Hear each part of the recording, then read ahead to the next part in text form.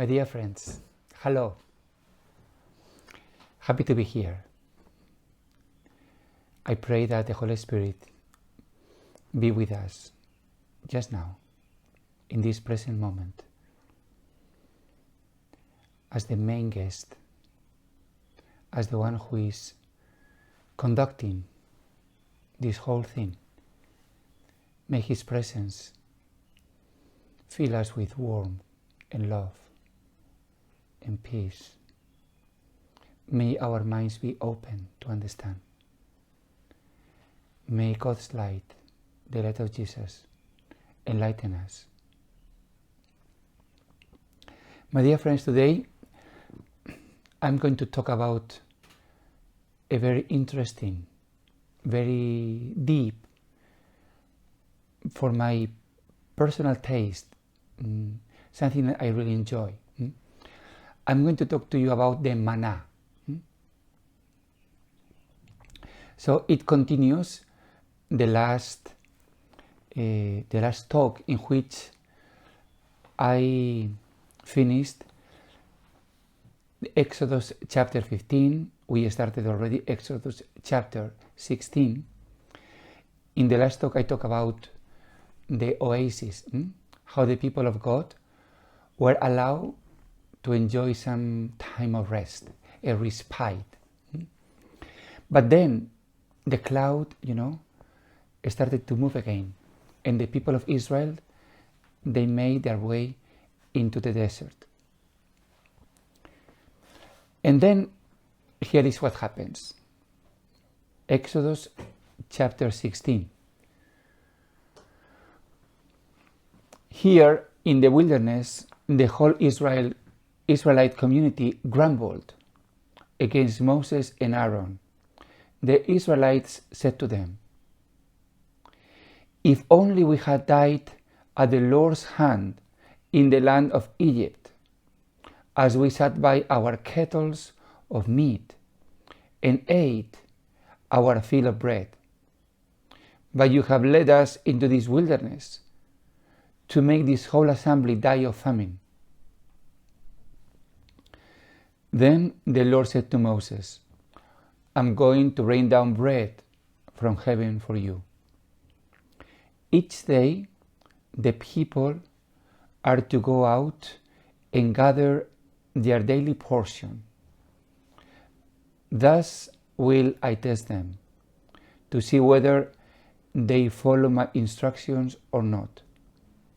On the sixth day, however, when they prepare what they bring in, let it be twice as much as they gather on the other days." This text is very rich, and there is also a parallel in Numbers that I'm also going to read. Numbers chapter 11, verse 4 to 9. The riffraff among them were so greedy for meat that even the Israelites lamented again. "If only we had meat for food. We remember the fish we used to eat without cost in Egypt, and the cucumbers, the melons, the leeks, the onions, and the garlic. But now we are famished.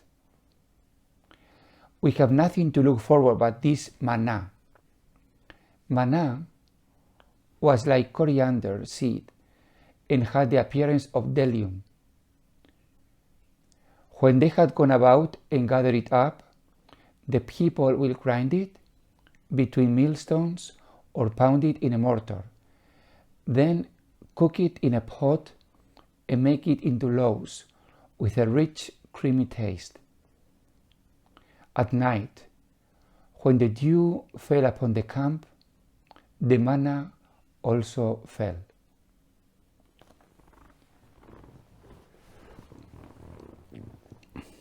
Very deep and very rich. That is why I plan to talk in different stages, I would say. Today, I will concentrate in one aspect of this manna. the manna as frustration. It is a shocking title, manna as frustration. By that I mean that the food that God provided for the Israelites was not tasty.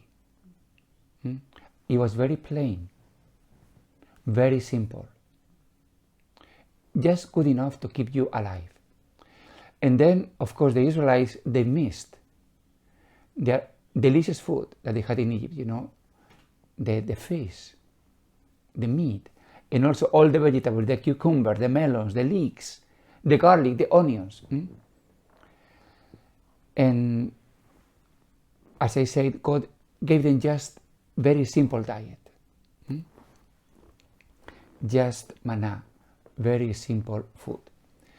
So here, manna stands for frustration. Frustration. Okay?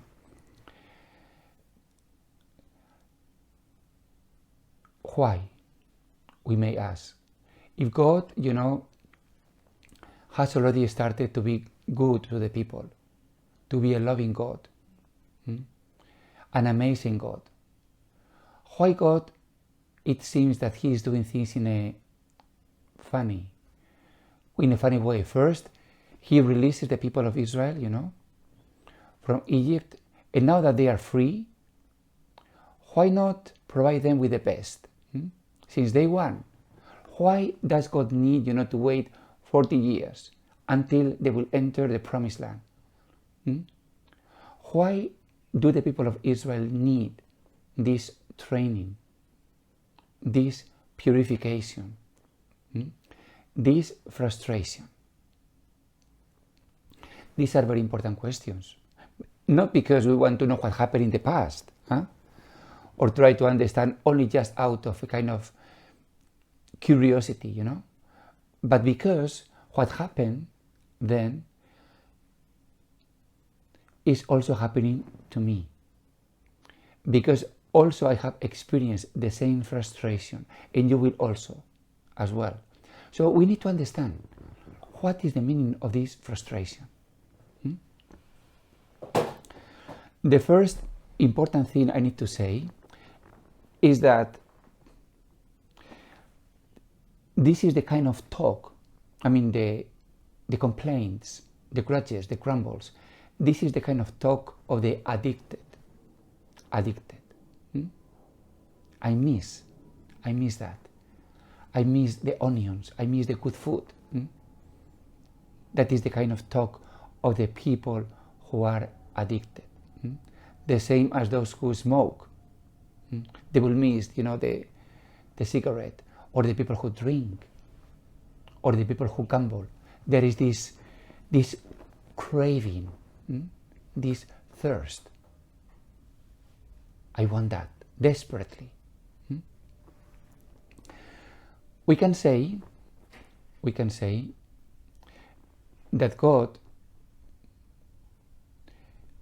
take the Israelites out of Egypt, as we know.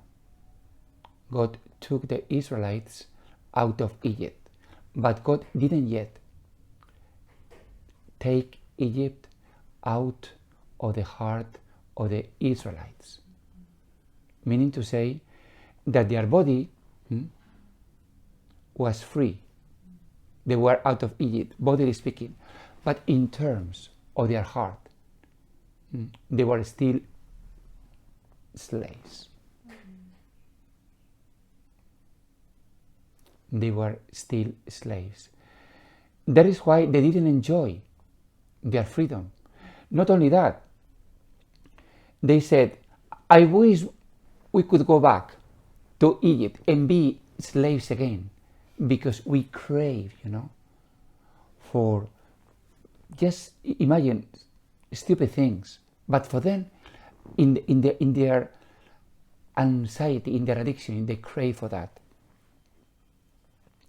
Actually, this is what happens also in many cases when people ask for psychological help, let us say, you know. They will complain about a symptom. say anxiety, for instance, or depression, or stress, they go to the therapist, to the doctor, to the psychologist. I have this symptom, I have this complaint. And then after some, establish some rapport, and after the therapist is more or less aware of what is going on, it is clear that the client, needs, in order, to, I would say, get rid or overcome the symptom, needs to change some lifestyle, some habits. And this is when the resistance comes in. I would like to have the system removed, but I don't want to change. Why? Because he or she is addicted. This is very interesting. They're saying the people of Israel just want freedom from pain, but not change.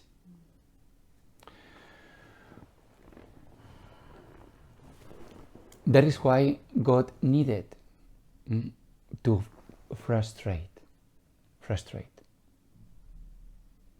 At this point, we need to ask, what is frustration?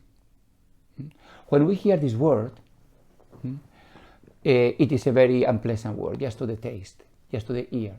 Frustration, I feel frustrated. That means that something I want, I cannot get. Or something bad, I cannot get relief from it. In other cases, I am frustrated. So frustration means a very unpleasant, condition, and very unpleasant state of things. The opposite of frustrated is satisfied, happy, either because I have been relieved of pain, or because I have been able to achieve what I wanted, to get what I want.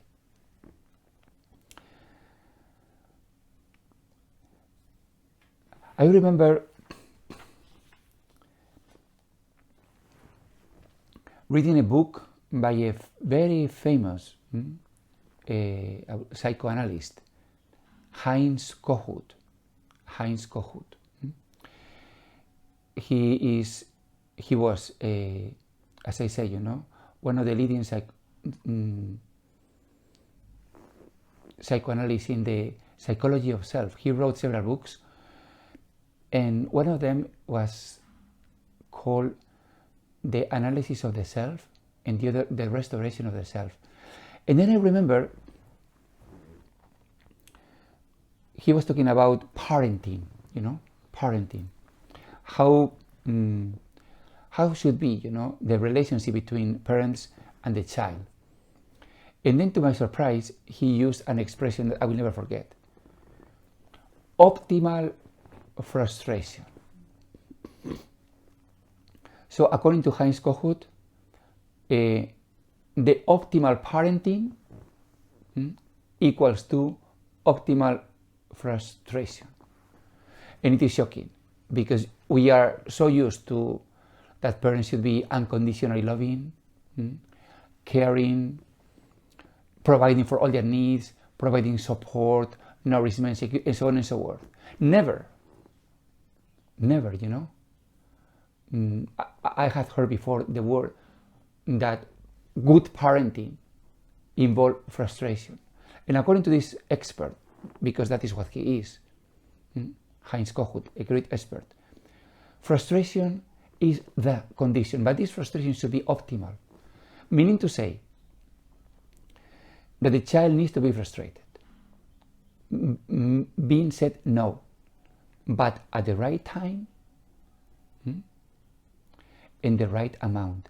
If the frustration is too early or too massive, then it is not optimal frustration, it is too much. And then the child will collapse, will become trauma. But on the other hand, if frustration is too little, then the child will not develop healthily. will be stuck.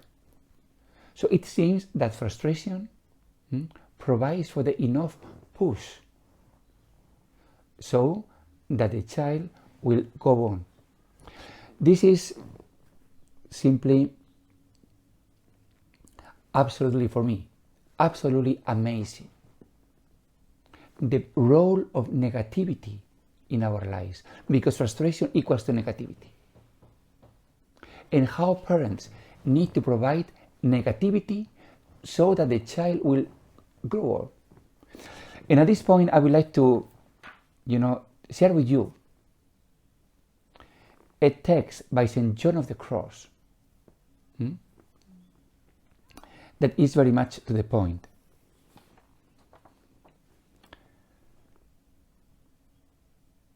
St. John says, in the dark night of the soul, book 1, chapter 1. It must be known then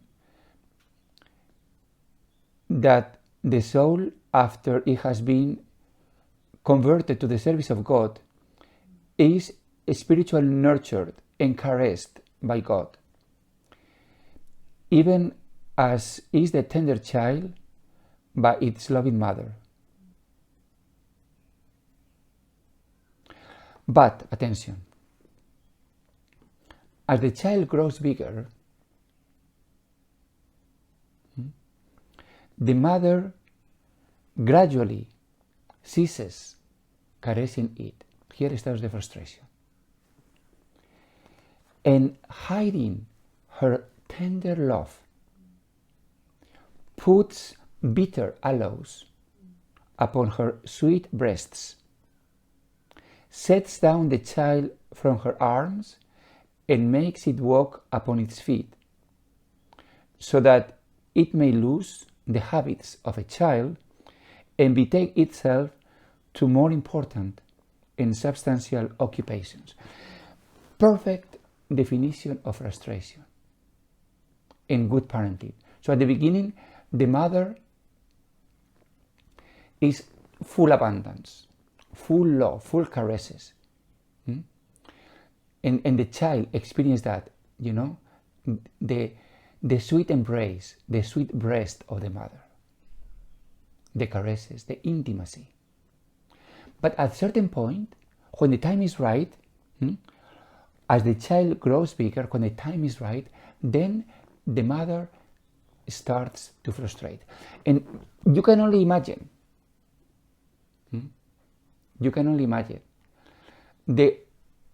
the most painful reaction of the little child, that instead of the sweet breast, experience bitter aloe.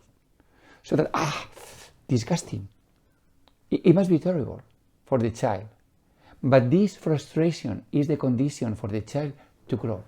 Of course, we have forgotten. But it happens like that all along the way, all the psychological way up. And spiritually speaking, is exactly the same. So what I want to say here is that frustration is negativity. It's unpleasant. It's just the manna. Enough food for you to eat and keep you up and running, but tasteless. So you miss that. Is that bad? It is not bad. Because somehow it will let you to get detached from the attachment. So again, this is a very interesting topic, the attachments, the addictions. Anyone who has heard anything, about spirituality, there is always the issue of the attachments. And you know that for Buddhists, attachments is the core, the center, of the spiritual practice. According to them, suffering comes from attachments. Life is suffering, and suffering comes from attachments. Freedom from attachments means freedom from suffering. So everyone knows that there is always a problem with attachments, and it is true. Because attachments mean somehow lack of freedom, addiction, being a slave.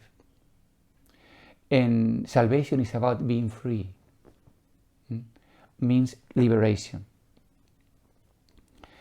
But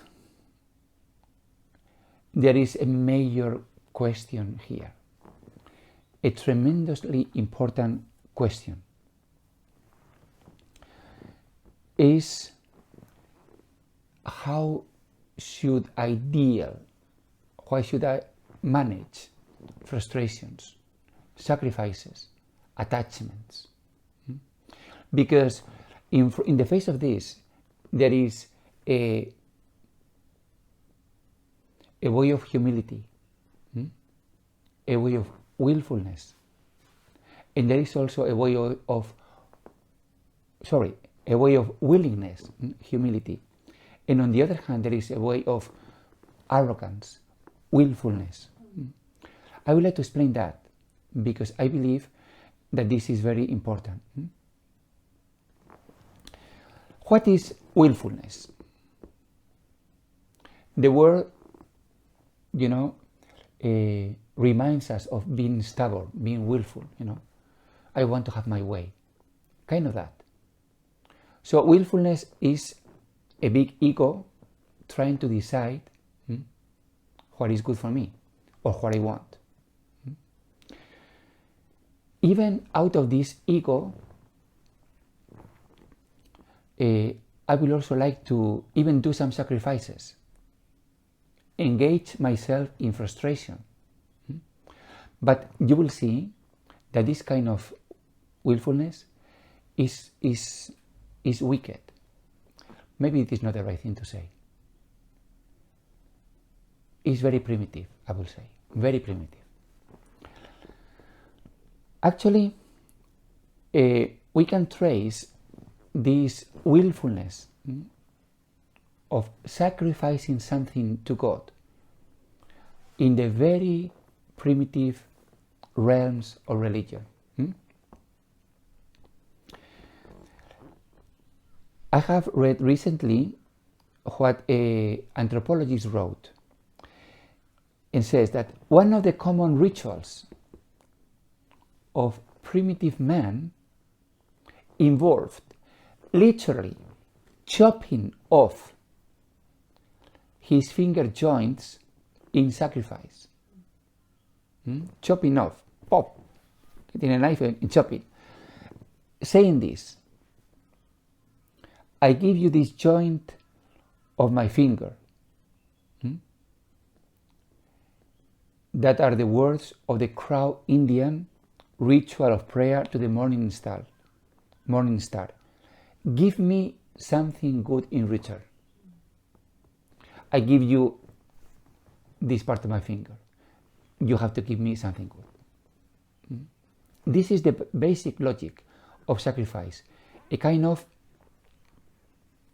interchange, a trade, trying to bribe the gods. We have seen this in all the primitive religions, even to a certain extent in Christianity, trying to offer in God masses, prayers, even sacrifices, to please God, or so that God will not be so unhappy. This is, as I'm saying, the willfulness, attitude in sacrifice. We don't want that. And if we accept frustration, it has absolutely nothing to do with that. Nothing to do with, I give you some of my pain so that you can be good to me. Absolutely not. Our attitude is to surrender. Surrender. And again, this surrender needs to be an act of love. If not, there is no value. So if God, demands something from you, then you will give to Him. The best example for us, the best example is Abraham, and of course Jesus. So Jesus is the one in which these words were fully fulfilled. Jesus gave everything to God, not as a way, to please Him, but as out of love. He surrendered Himself. And sometimes, in our human and spiritual development, we are required to surrender, to let go of substitutes, as we have said before, And this substitute can be our health, can be things we care very much about, our possessions, either mental or physical possessions. Anything that God may ask from us, and it will be painful.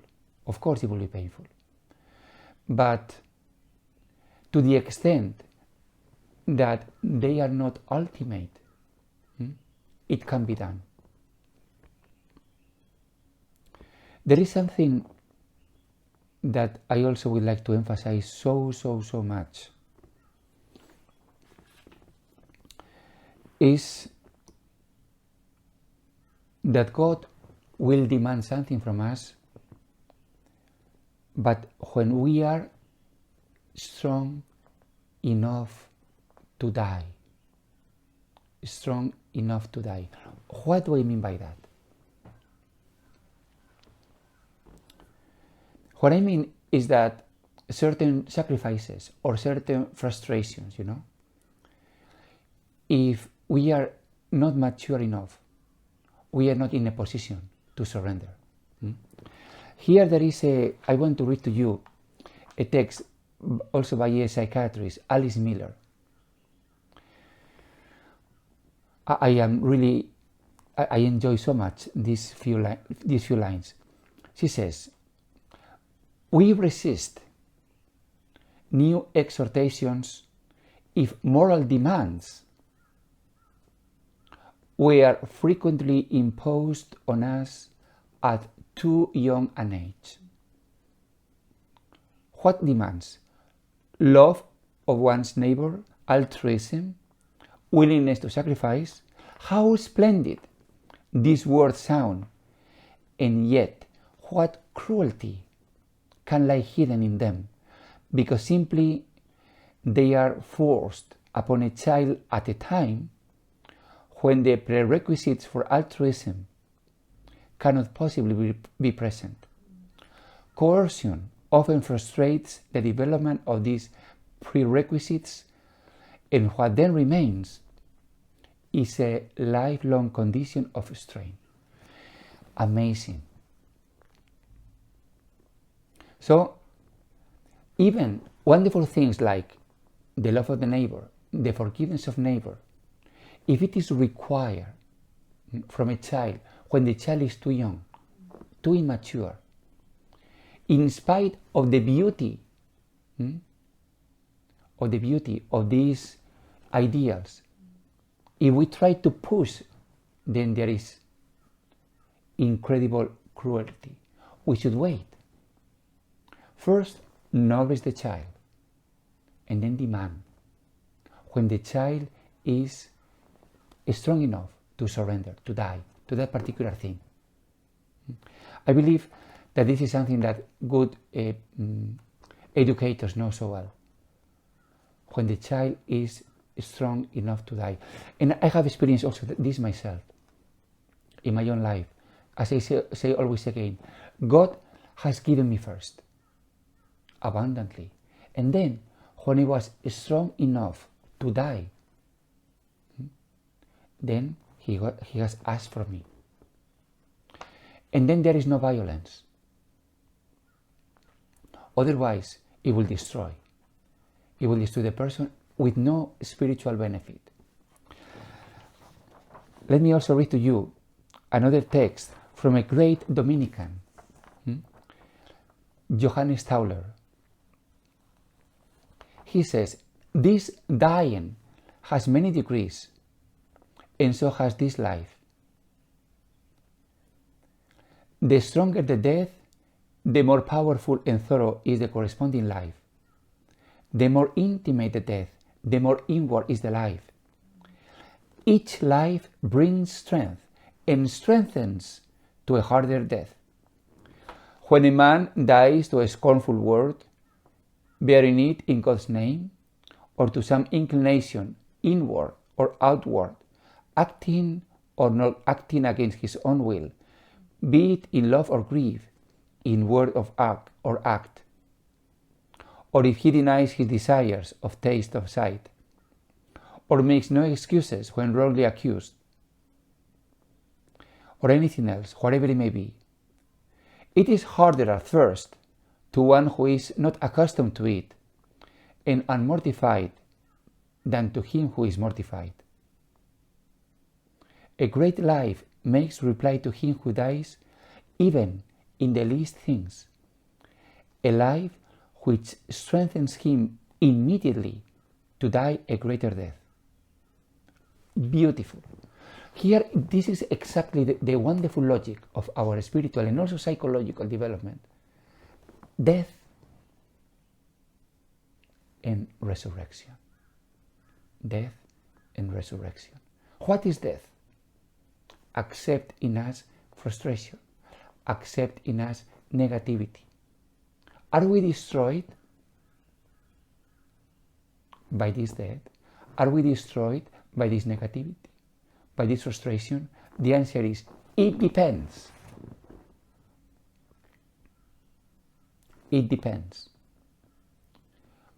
There are chances that I can be destroyed. If I am saying, I cannot accept it. If I am too weak, if I am too vulnerable. But if the time is right, if I have faith enough in God, if I surrender, if I am patient, if I am humble, then death, as Jesus said, produces much fruit, a necessary death for the necessary resurrection. My dear friends, this is the path to freedom. There is no other. This is the path to being weaned, as for a little child. The people of Israel, they had to overcome their abstinence syndrome as any addict. They had left Egypt, but they still had Egypt in their hearts. They had to surrender, this attitude of being an addict or being a slave in the heart. That is the manna, the frustration in the simple food that keeps you alive. Through this frustration emerges a new life, a life of freedom. God bless you.